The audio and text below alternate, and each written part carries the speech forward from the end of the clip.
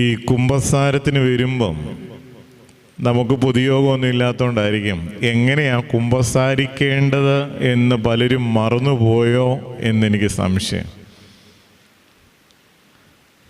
കുമ്പസാരത്തിന് വരുന്നതിന് മുമ്പ് എന്താ ചെയ്യുക?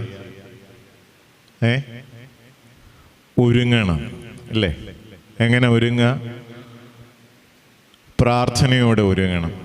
വേദോത്സവം വായിച്ച അനുതാപത്തിൻ്റെ പ്രാർത്ഥനകളൊക്കെ ചൊല്ലി ഇവിടെ ദേവാലയത്തിൽ വന്നിരിക്കുമ്പം നമ്മൾ ആദ്യം കുമ്പസാരിച്ച് പോകാനല്ല, ആ കുർബാനക്രമത്തിൽ കുമ്പസാരത്തിൻ്റെ ഒരുക്ക അപേക്ഷകളുണ്ട്, പാപങ്ങളുടെ പട്ടികകളുണ്ട്. അതൊക്കെ ഒന്ന് പരിശോധിച്ച് ഒരുക്കത്തോടുകൂടി വിശുദ്ധ കുർബാന അനുഭവിക്കാൻ വരണം.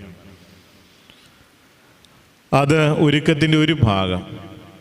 രണ്ടാമത്, വിശുദ്ധ കുർബാന അനുഭവിക്കാൻ വരും